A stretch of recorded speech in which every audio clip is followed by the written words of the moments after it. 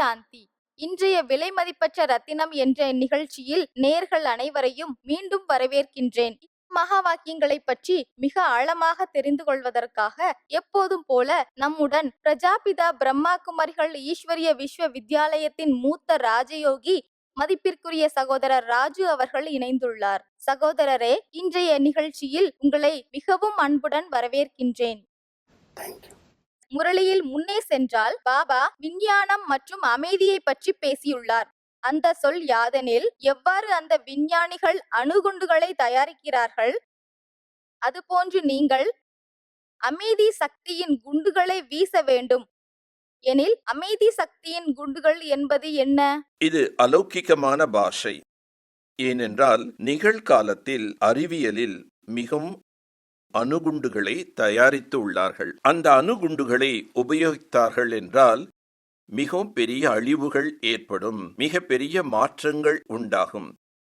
விஞ்ஞானத்தின் மூலமாக ஒரே ஒரு பட்டனை அமுத்தினால் முழு உலகம் விநாசம் ஆகிவிடும். அதனை போல் அமைதி என்ற சக்தியின் மூலமாக எண்ணங்கள் என்ற குண்டுகளை தயாரிக்க வேண்டும். மனதில் எழுகின்ற ஒவ்வொரு சிரேஷ்ட எண்ணங்களும் சக்திசாலியாக இருக்க வேண்டும். ஸ்தூலமான அணுகுண்டுகள் அல்ல, எண்ணங்கள் என்ற குண்டுகள். எந்த இடத்திற்காக, ஆத்மாவிற்காக சிரேஷ்டமான எண்ணங்களை செய்கின்றீர்களோ அவர்களுக்குள் மாற்றம் உண்டாகும். இதனைத்தான் குண்டுகளை தூக்கி போடுவது என்பதின் பொருள். சுத்தமான எண்ணங்களின் கோட்டையை உருவாக்குவது.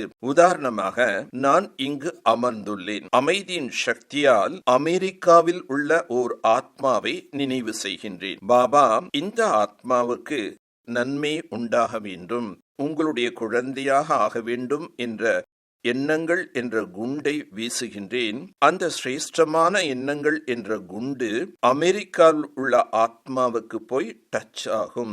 எந்த அளவு அமைதியின் சக்தியில் ஒரு நிலையோடு இருக்கின்றோமோ அந்த அளவு நம்முடைய எண்ணங்கள் என்ற குண்டு வெகு தொலைவில் உள்ளவர்களுக்கு போய் சேரும் அல்லவா?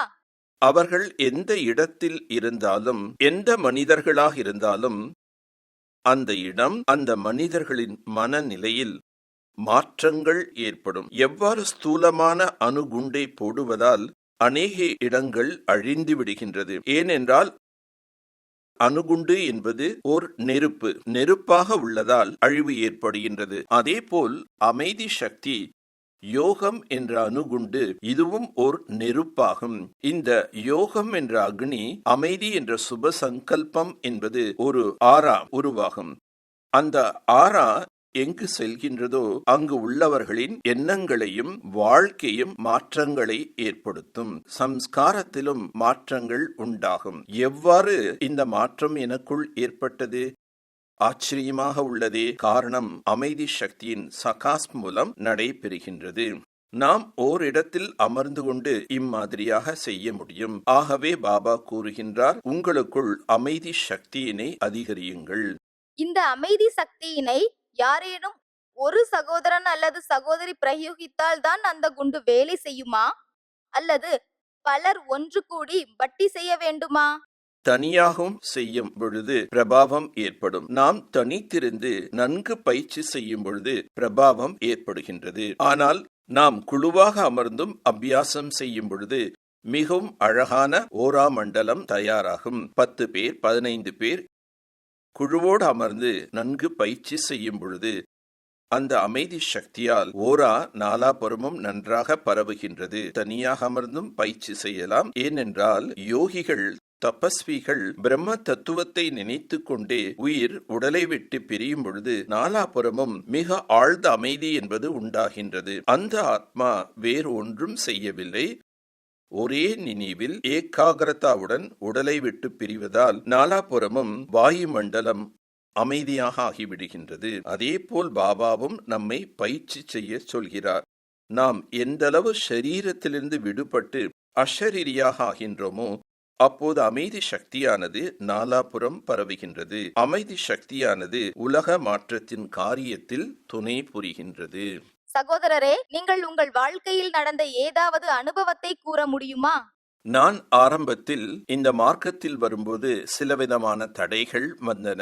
எனது தந்தையின் சகோதரர் ஞான மார்க்கத்தில் வருவதை தடுத்தார். நான் சமர்ப்பணம் ஆகக்கூடாது என்று கூறினார். ஏனென்றால் இந்த குடும்பத்தின் வாரிசு நான் ஒருவன். நான் சமர்ப்பணம் ஆகிவிட்டால் நம்முடைய குடும்பத்தின் குலதீபம் வேறு யார் என்று மறுப்பு தெரிவித்தார்கள். வீட்டிற்கு அழைத்துச் செல்ல வேண்டும் என்ற முயற்சிகளை செய்தார்கள். சில தந்திர மந்திரங்களையும் செய்தார்கள். ஆனால் நான் பாபாவின் முரளிகளை கேட்பதால் மிகுந்த அமைதியின் சக்தியை பயிற்சி செய்து கொண்டிருந்ததால் அந்த அமைதி சக்திகள் அவர்களுக்குள் மாற்றங்களை ஏற்படுத்தியது. அவர்கள் செய்த எந்த முயற்சியும் என் மீது தாக்கத்தை ஏற்படுத்தவில்லை. அவர்களும் விரைவில் மாற்றங்களை அடையவில்லை. ஆயினும் எண்ணங்களில் மாற்றம் ஏற்பட்டது. சரி, நீ எங்கு இருக்க விரும்புகின்றாயோ அங்கேயே இரு என்று கூறினார்கள்.